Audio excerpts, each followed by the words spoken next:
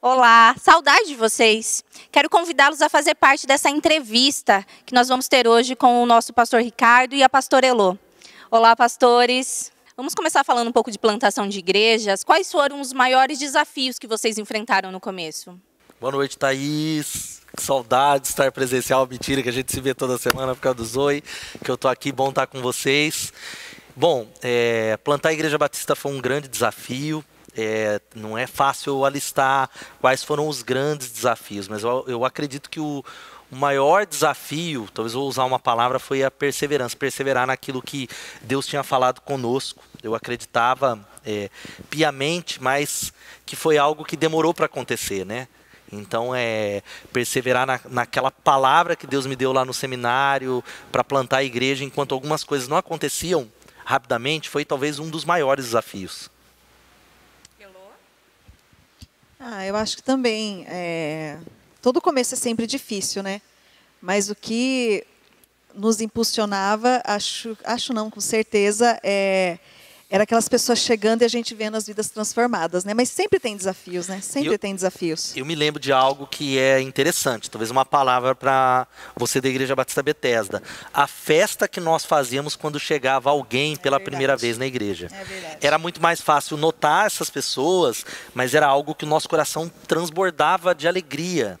E hoje talvez isso precisa ser recuperado pelas nossas células, né? pelo live. Creio que é algo sensacional. Por que igreja em células? E por que a gente segue nesse caminho? Eu acho que essa pergunta ela é fundamental, né? Porque não são todas as igrejas que são em células. E muita gente fala assim, então quem não é em célula não presta, pastor? É isso que você está querendo dizer? É óbvio que não. Me converti numa igreja que a gente chama igreja de programas. Mas eu acredito que talvez se fosse para a gente estabelecer algo para a Igreja Batista Bethesda, no meu coração como pastor, isso é uma maneira como eu entendo o funcionamento da igreja quando eu leio as páginas do Novo Testamento. Então, quando eu leio a minha Bíblia, e o que eu vejo lá, igreja, ela tem um movimento, posso usar a palavra, relacionamentos envolvidos com a missão, que é alcançar pessoas. Isso não é dentro do templo. Então, a gente tem vivido coisas espetaculares com a célula, mas tem também muitas experiências ruins. Talvez você que está acompanhando em casa não teve experiências boas, mas nós acreditamos piamente, eu acredito piamente que a igreja ela funciona dessa maneira, no templo e nas casas, no templo e nas casas. A Elô fez uma pergunta para mim um tempo atrás, e aquilo me marcou. Ela falou, se tudo desse errado, né? Lógico, no sentido de e você plantasse uma nova igreja, você faria de uma outra maneira? E eu não sei se ela vai lembrar, eu falei, não tem como voltar atrás. Eu acredito nessa igreja que é baseada em relacionamentos, que é a igreja 24 horas por dia, 7 dias da semana. E quando a gente faz parte de uma igreja em células, você não consegue mais imaginar como é uma igreja sem as células, né? A questão do cuidado, do pastoreio individual, né? Você notar quando alguém não está aqui. Talvez se não existisse célula, a gente não ia perceber que tal irmão não veio, né? E com a célula a gente tem essa facilidade, né? Possibilita isso, rebanho, né? Mas principalmente, Thaís, eu acredito porque ser uma igreja em célula, nós aceleramos, e é para ser assim, o processo de alcançar pessoas para Jesus. Então aquilo que seria feito só pelos ministérios, que é uma coisa muito boa, e pelo culto, isso é expandido, espero que um dia para milhares de casas. Elô, conta pra gente, por que o trabalho do Ministério Infantil ele é tão importante e o que a gente pode fazer para aprender a enxergar as crianças como parte da igreja? Então, a gente vem de uma cultura onde as crianças elas tinham espaço somente para entretê-las, enquanto os adultos recebiam a palavra de Deus, enquanto os adultos eram abençoados, né? E hoje a gente vê totalmente diferente, né? A gente tem aqui um espaço infantil totalmente direcionado para as faixas etárias.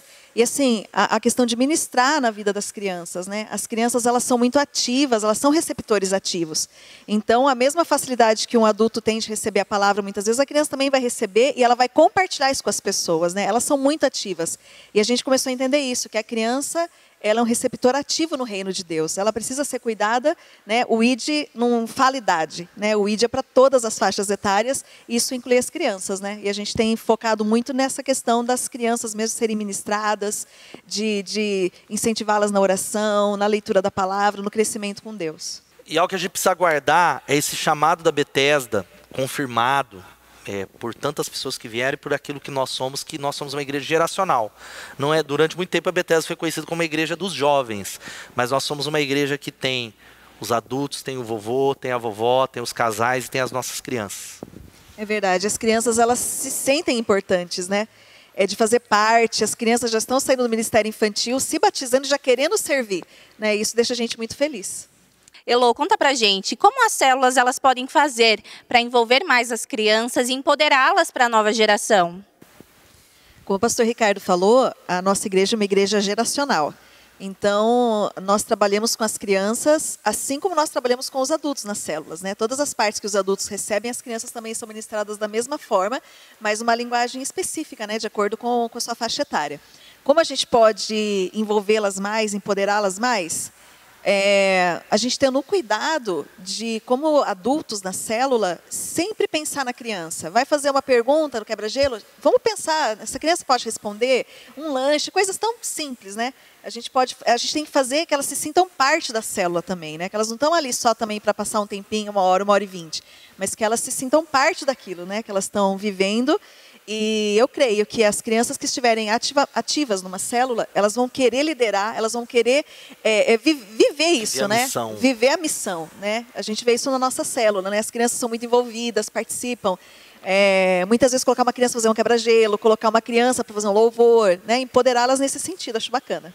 Pastor Ricardo, conta pra gente, como que você chegou até a visão celular? Bom, quem já ouviu a história da Bethesda sabe que Deus me chamou para plantar uma igreja.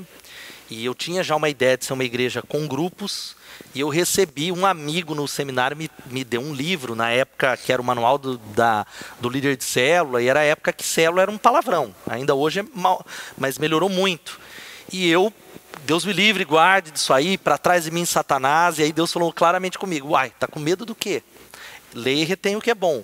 Aquele livro, ele mexeu no meu coração de tal maneira, como eu comecei essa entrevista falando, que cada vez que eu via esses princípios da célula, e eu olhava para as páginas do Novo Testamento, eu falava, é assim que a igreja precisa funcionar. A igreja funciona dessa maneira, não é templo. E essa convicção chegou no meu coração, foi uma construção, né? Primeiro, esse livro foi um instrumento de Deus, e eu fui gerando convicção no processo de conhecer alguns lugares, conversando com pastores, lendo a minha Bíblia, num tempo de oração. Aquilo gerou no meu coração aquilo que eu posso falar, e seja nos momentos que a gente teve muitas dificuldades na visão na Igreja Batista Bethesda, nos momentos de crise, uma palavra chamada convicção. Deus gerou convicção no meu coração, não tem como voltar atrás. É o que somos. Quando eu olho para o futuro, eu vejo milhares de líderes e casas em faculdades, os discípulos como um movimento. E o mais impressionante, que é engraçado, quando a gente pega a Bíblia do começo ao fim, as células estão lá no Antigo Testamento, no Novo Testamento, e parece que a gente ali não tinha tentado para isso, né? Que as células estão na Bíblia do começo ao fim. E aí, para você que está aí em casa falando, está forçando, onde é que está a célula? Célula é relacionamentos, uma igreja que é baseada em relacionamentos. Quando a gente enxerga isso, a gente vai encontrar lá. Por isso que somos uma igreja em células. E, pastor, o que você acha que é a maior dificuldade que as pessoas elas enfrentam para se envolver nessa visão, para viver isso? Eu não posso falar de cada caso, né? As histórias de células, e aí então uma palavra para você que teve alguma decepção, não desista da visão que Deus deu por causa de um fato isolado, ou por causa de uma experiência ruim. Mas eu creio que talvez um dos fatores é o egoísmo. Porque é difícil se relacionar com as pessoas. Quando eu começo a aprofundar relacionamento, eu vou ser ferido, vai ter atritos, as pessoas não são aquilo que eu as idealizei. E o fator do egoísmo tem a ver com que é mais fácil eu ficar na minha casa, na minha coberta, assistindo meu Netflix, do que servir pessoas. Não estou nem falando só do ir para a reunião, porque a célula não é a reunião, a célula é a igreja. O egoísmo talvez seja o maior fator. Talvez as desculpas que a gente encontra, por trás delas está o nosso ego, o nosso eu, o olhar para nós. Eu acho que talvez seja o maior de todos. Legal. E eu acredito que quando vocês chegam aqui, vocês dão de cara com o sonho de vocês, né? O sonho que se tornou realidade. Mas olhando para hoje, né? Olhando para o futuro, qual que é o sonho de vocês? Meu sonho é ver milhares de discípulos espalhados pela cidade como um movimento de Jesus, gerando outros discípulos, treinando outros líderes, plantando igrejas, não só em Piracicaba, mas no entorno, em toda a nação e fora do país. E realmente plantando célula em todo canto, em todo lugar. Porque célula não é a reunião. Célula é a igreja que está tabernaculando. Eu gosto muito desse termo que o Antigo Testamento fala que Deus ele não habita em templo, porque no deserto era um tabernáculo, a tenda. O que quer dizer isso? A nuvem apontava, eles desmontavam, e essa igreja e esse templo andava. É a mesma ideia de João capítulo 1, versículo 14. Jesus, ele tabernaculou entre nós. A igreja precisa fazer isso, esse movimento.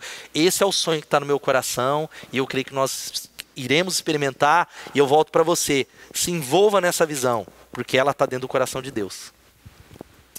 Meu sonho pode parecer algo, né? Mas é ver muitas famílias, crianças, a família toda ser restaurada, como a gente tem visto alguns casos aqui, né? Pessoas chegando, as famílias sendo transformadas, as histórias, as realidades sendo transformadas. O nosso sonho de igreja é isso, é ver a nossa igreja como celeiro de transformação, lugar de realmente de transformação, de impulsionar as pessoas a buscarem mais a Deus, de se tornarem mais parecidas com Cristo. Acho que é isso. E hoje, eu fecho esse tempo aqui, que a gente vai orar.